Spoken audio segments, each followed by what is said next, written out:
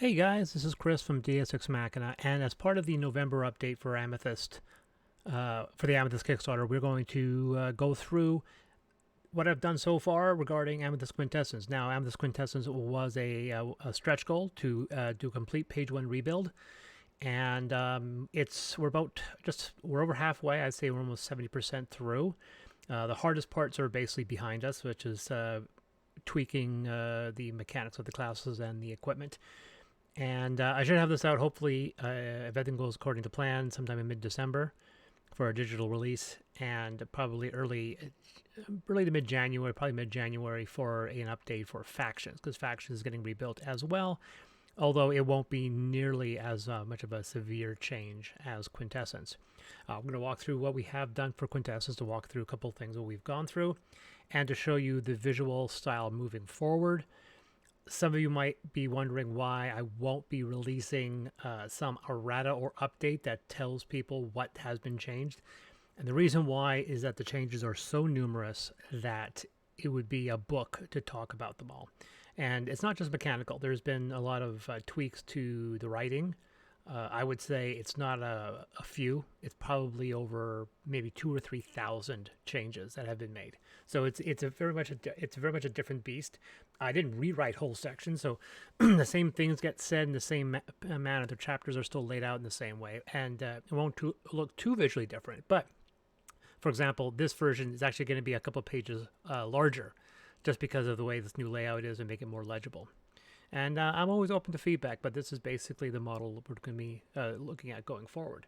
This is just the cover image here, and we're going to go into showing up the contents. Now, this contents page looks basically exactly the same as the older one, and we can see here as we move into. Let's go to the front here. This is on InDesign. I'm not showing in the PDFs, so you guys can see kind of how the system works. We'll go into preview mode.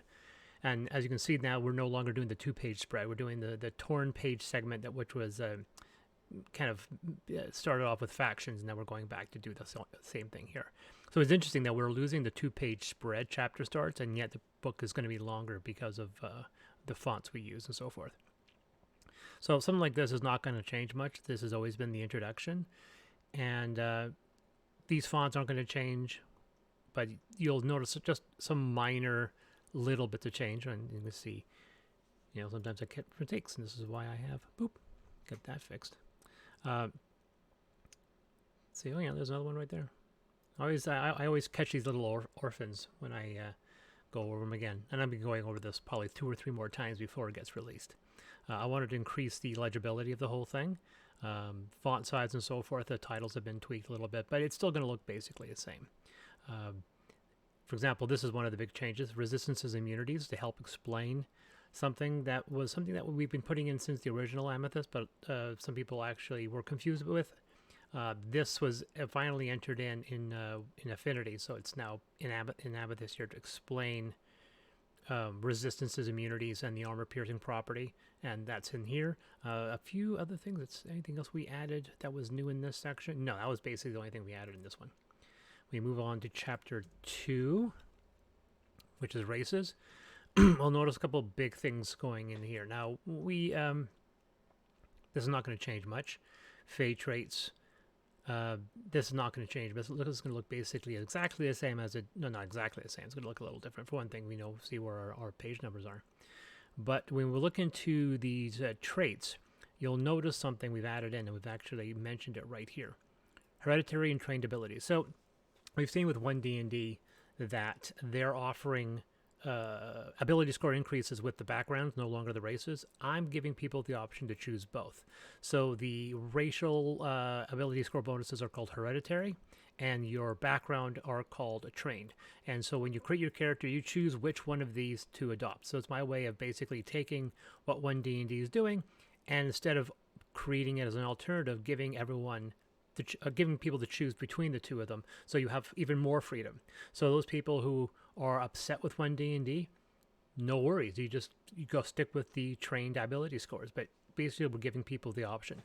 Not much was changed with the actual functional abilities, but you'll notice here, when we get past Japaran, so you notice that the sub-races, we don't call them sub-races, we call them a regional focus, and you can pick one of these.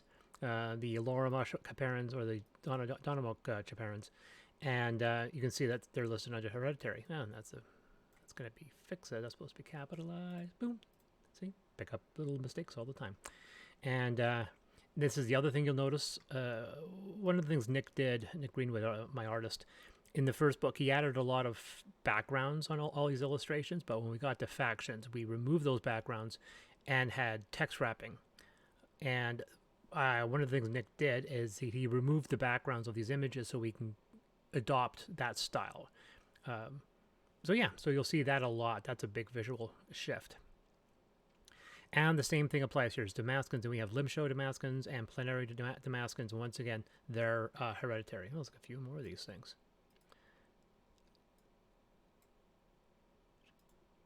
I'm probably just going to go over it one more time. Actually, I can actually fix that really easily.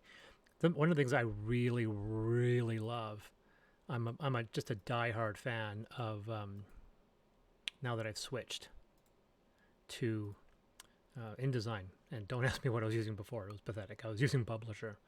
So Gimfen, a little bit of change there. Same thing with them. They've got the Mechanist and the Pastorals, or hereditary once again. This is another page wrap. Did a little tweak there. I don't think I've changed them mechanically. I think these are still unchanged. Boop. So here's more of that page wrapping I was talking about. Boop. Little things I notice that bother me, and I catch them. Like I said, I'll be going through this again later on, probably, because this is not final. I still got to walk through here and making sure. So once again, we're going back to the point where, in this situation here, we actually split this original image in two. Put one over here, and did the wrap around it. I actually kind of like how that looks.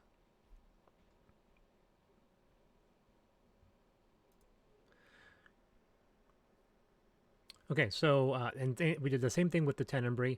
We split the the headshot and the body shot. So there's the headshot and there's the body shot. I actually kind of like how this turned out. And yeah, it looks pixelated. That's just the preview. Do I actually have capacity of doing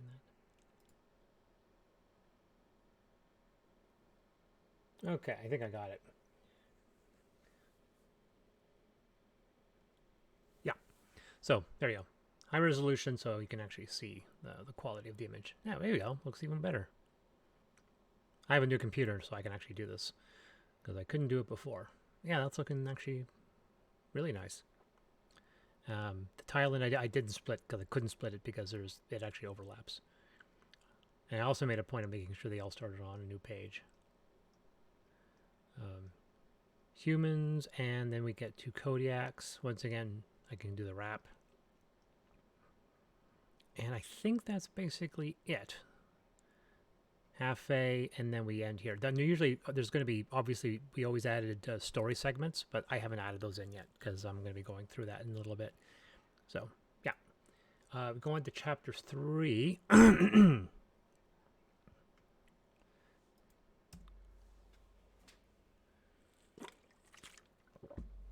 This is obviously went through a big change because now we've added in trained abilities here. Let's get that fixed.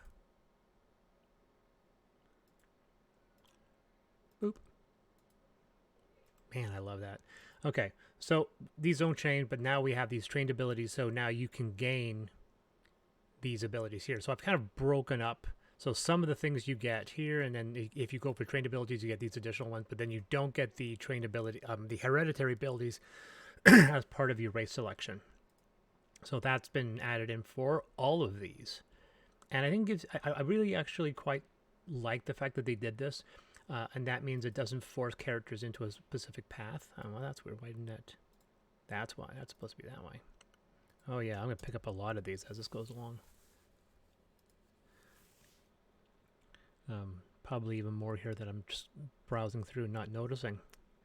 There's our other tile and illustration. Everything looks pretty good so far. Nothing. Why are these not? It's a number 3. I don't know why it's not doing that. And the same thing here. We took out the background and we wrapped text around it so it looks a bit better. I'm going to have to fix these later, I think. That's just kind of annoying. See, this one worked, but this one didn't. That's very weird. But more or less, mechanically, that's the only thing we've actually played with this. So I think we've actually changed.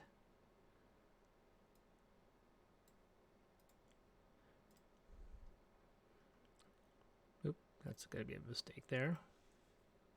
Oh, there it is. That's supposed to be wrapped around there. There we go. So it's interesting how. Oh, there you go. I pick up these little mistakes as I do this, and I don't mind doing that and showing you guys how I work. Did it again. Lordy. It feels like this right-hand side is kind of weird. I've also put less superfluous images. I used to do this is one of the superfluous images where I basically repeat an illustration from another part of the book. I just zoom in on it. I don't do it as often. I used to do it quite a bit. I don't do it as often. So, because I'm actually trying to make sure this book does not go crazy with its page count, and because it's already going over, I'm not saying over budget, but it's going over the page count of Quintessence. And there it is again.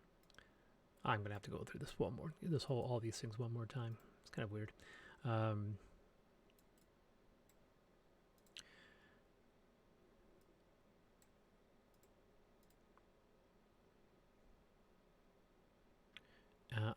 I didn't add any new ones, I think. So we'll quickly zoom through here, and then we'll move on to chapter 4.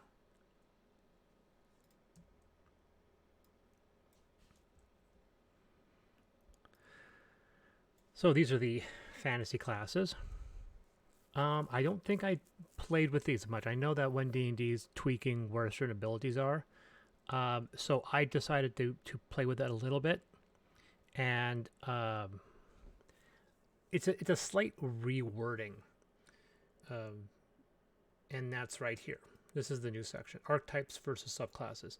Now, in D&D or 5e, they have archetypes, which is the fighter archetype. But the thing is, the fact that everyone has a kind of alternate, whether it be a school or a college or a way or whatever, and then you pick one of these multiple different paths, and that gives you a bit of variety to your character.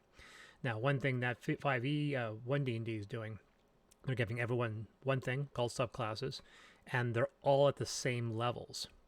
Now, in case you're wondering, I've been doing that for years, because that's how the Tekken classes are built. Tekken classes are built where the subclasses, which I call archetypes, are completely interchangeable, and they all, for every class, happens at the same level. So it's interesting that 1D&D is now matching their model to mine, which I think is hilarious. But it does create a bit of an issue. Now, and that is as it's stated here, originally 5e offered archetypes benefits at different levels for each class. Even the number of benefits changed. So I know like Wizard and Fighter and Rogue and Bard had different subclass abilities at different levels, and some of them were more than others. So, and exactly, even the number, and then 5.5 set them all at 4, and all at the same levels, 3, 6, 10, and 14. The above disclaimer is meant to aid campaigns that wish to employ the following rules for the original 5e set or the newer set revised.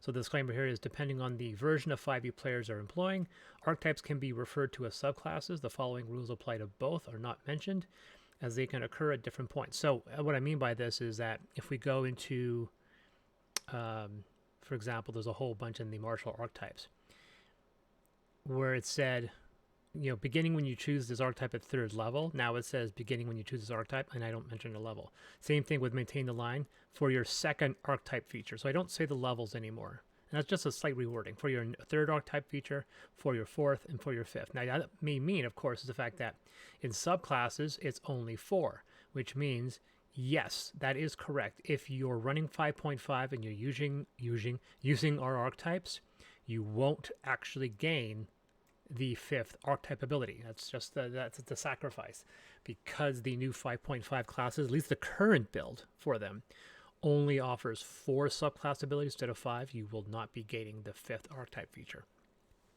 And that's something I mentioned. After this, I don't think I muck around too much with this. Once again, we're playing around with... I'm going to... I thought I had that fixed, or it's something move it around. No, that's... Beep, beep, beep. I think I can bring that all the way to the ground like that. That could be actually interesting, because then the sword doesn't get cut off. This is one of those ones where I really like it, where he removed the background, but there's still a line, a whole solid line. So I threw that off to the edge of the page, and I kind of like how that looks. And this is another one where we took out the background, but the water's still the same, so we could wrap around this, and it creates a really nice dramatic effect on the page. We do that a couple times, actually. That's the cover of the Old Evolutions book. Arcane Schools we play into, that's the Mage, and then we end off with that chapter there. Going into Tekken classes, and this is where the vast majority of things, because basically what we did, what I did, is that I basically copied all the current build classes from Ultramodern 5. With the exception, I did keep the Amethyst rooted abilities with the Techie, but everything else got changed.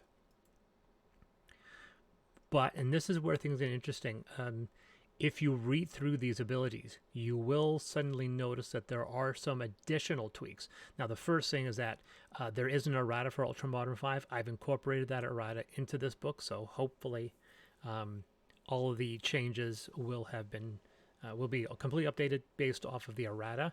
But on top of that, I've also added a few more things, a few more tweaks. A good example of that is the Heavy. The Heavy has been tweaked. He's a bit more powerful now. I'm just a bit more experienced in this thing, so I did tweak these rules, and I think I've reworded in such a way so now I'm actually mentioning special actions, right? So some of the artillery towns are special actions and some are not. So that's basically is a special action, and then we have we've also played with some of the functions, and I think is it Strong Point? Yeah, Strong Point has been heavily tweaked. It's a lot more powerful now. So Strong Point, you had to spend a hit die. You don't have to anymore. You can take one additional action on your turn as long as all actions this turn are either attack actions or artillery talent special actions. Special actions with area effects cannot overlap. And at 14th level, you can take 2 additional actions on your turn instead of 1.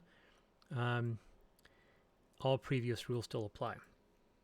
That basically means you can make 3 either attack actions, or you can do 3 special actions. So you can do some pretty insane abilities that increase. Because right now the Heavy is just a weaker form of the Grounder. So this is me trying to really put some effort into getting the Heavy a bit more balanced. The Martial, I don't think he's been tuned too much, if at all. Martial Artist, I don't think has been changed, although I think, yeah, I did give him an extra attack at 20th level, because I think at 20th level, I think that the spread of his attacks were a little unbalanced, so we've actually given him a 5th attack, and this kind of counters the potential for him not being able to, or them not being able to do a really good damaging attack unless you're playing with the finishing moves. Medic, I don't think was changed at all. And then here are all the exploits, and none of them have really been changed. The Sniper, I think I played around with some of these a little bit. And then we have Techie, and the Techie is basically the Ultramodern Techie, but I've added the one ability in this line that's related to Amethyst Disruption. Once again, we've removed the backgrounds, and so we can do a text wrap. With Tekken art types, you'll notice I have added a whole bunch more. I've actually added all of the all the archetypes from Ultramodern that aren't setting specific. So there are ones like there's one that's the Deadpool spoof.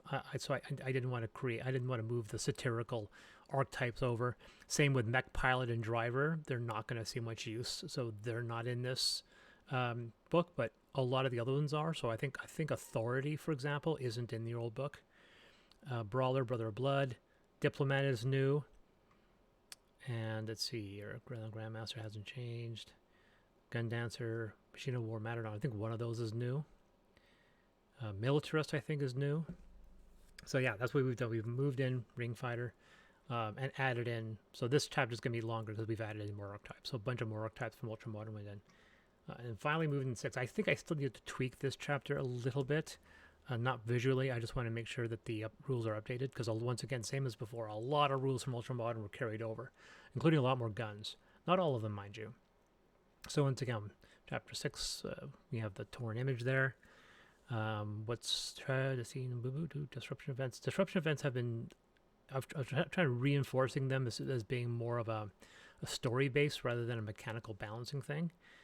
And we've shifted some of these things around. Special materials are here now. For some reason, they were between like ammunition and armor, and I don't know why. So now they're in part of the rules section, which is where they should be.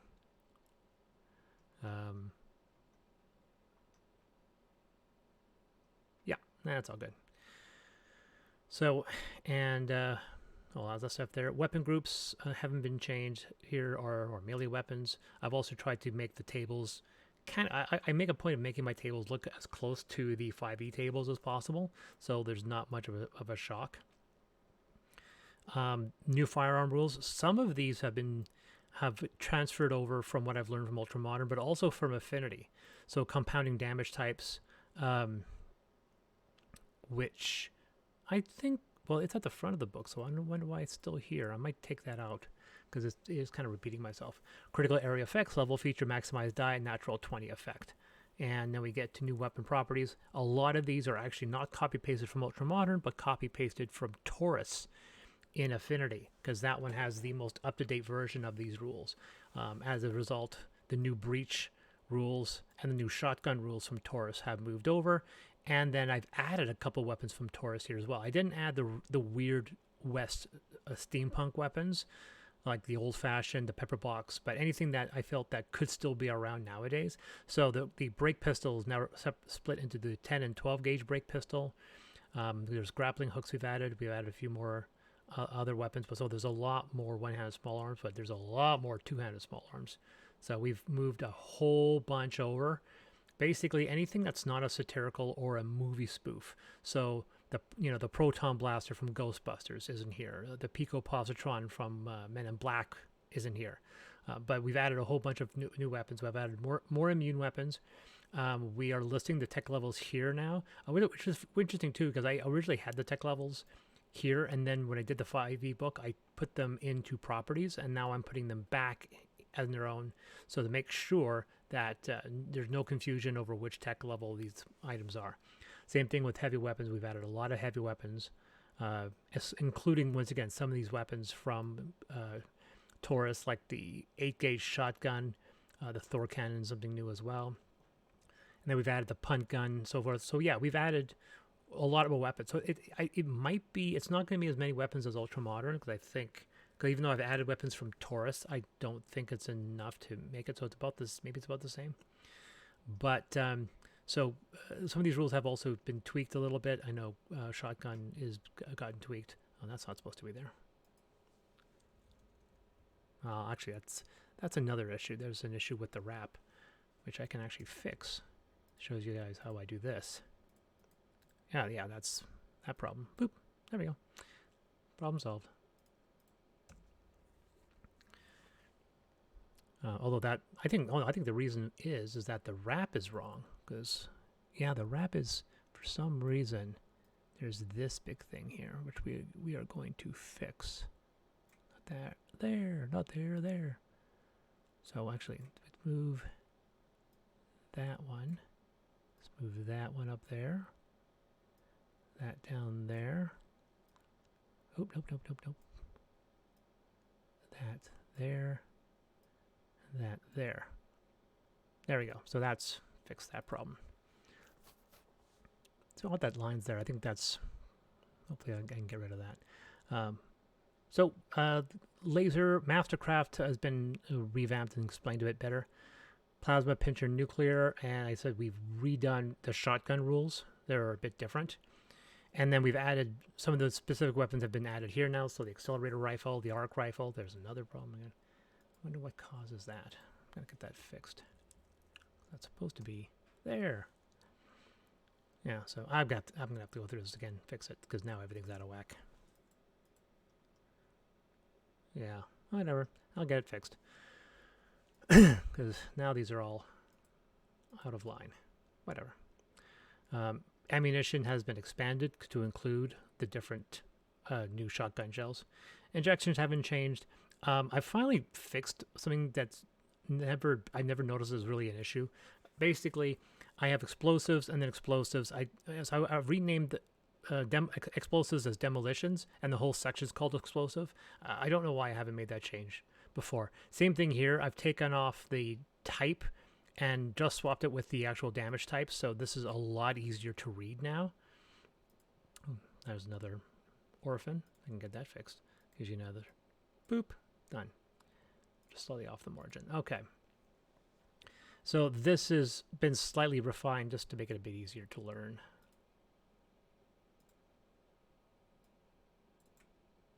Yeah, I'll get that addressed. Probably just move that up. There we go. Fuel autojet. There we go.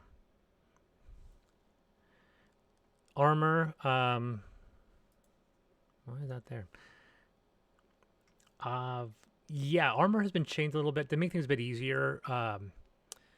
I've kind of detuned some of the special abilities some of these armors have, and when we get to the power armor, instead of repeating the same abilities over and over, I just said these are the rules for all the armor, and then features of all extra armor. So a lot of mecha we're doubling up. We're just copy pasting these abilities. So I just put it here. So these are all the abilities the armors have, and then you get some additional abilities depending on the model. Same thing we did here, although this image is so big I didn't bother putting any text around it.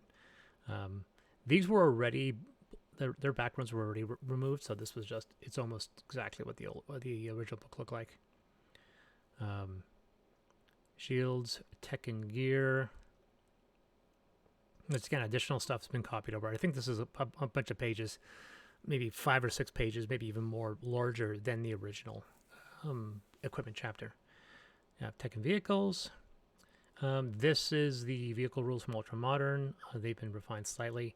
I didn't add any new vehicles. I know I could have added a bunch of new vehicles from Ultra Modern, and because Ultra Modern has the vehicles from Amethyst combined with the vehicles from Neurospasta. But I decided I wasn't going to move the vehicles from Neurospasta over here. I was just going to keep it because I don't think most people are going to be using most of these. Most of the time, they're going to want to grab one of these ETVs, which are entirely unique to this setting. So as a result, I didn't add any new vehicles. Because I could have added a bunch. I could have added all the vehicles from Ultra Modern and not worried about it, but I decided not to. Maybe, I don't know, maybe I'll change my mind depending on the final page count. If I have some bit more room, maybe I'll do it. This is a new image, actually, because this is an image from Factions, but it's the only illustration of the behemoth that's ever been present. So I've cropped it down to just that image so you can see what a behemoth looks like. And then we have the Landshard and Nomad. You can see we split this image up as well, and then a good wrap around for the Scrambler. And these ones all had big backgrounds that got removed. So I really like how the aircraft looks. Both there and there looks really nice. And the airframe, sorry, the thermal frame is right there. So that's basically it. Like I said, if I was to go through and list everything that's changed here, it would probably be hundreds and hundreds of spelling, grammar, not much for setting tweak. There are a few instances where I'm kind of I'm just basically just fixing my own writing. It's one of those situations where obviously I've gotten, I think I've gotten a bit better in the last 10 years. So that's it. So we are up to page 277. Now, that's not all, it's actually, because all that's going to get chopped off. Page 265, and you'll hear some sound effects as I run through my original Quintessence book, because I don't have a camera on me. And we'll know that the original equipment chapter ended at page 250. Actually, at 257. So it ended at 257. So we are about 8 pages over budget, or at least over the page count of the original book. Some of that is going to be from font size to make it more readable. A lot of that's going to be some new content that's going to be added in. I'm currently going through Chapter 7 Magic, which shouldn't be long. Like I said, the hard work has been copied, because this is a lot of stuff. This was being copied and redone from Ultramodern. When I get to the setting stuff, it's going to be just grammar and spelling tweaks until we get to the monster section. Monsters might not get tweaked at all, probably just to make sure everything's easy to learn and so forth, but I'm probably not going to tweak them at all, because I don't think anyone's ever mentioned any problems that they have. But yeah, so this is giving you guys a look of what the new Quintessence is going to look like. And if you have any suggestions or questions, please post them in the comments. And this has been Chris from Deus Ex Machina.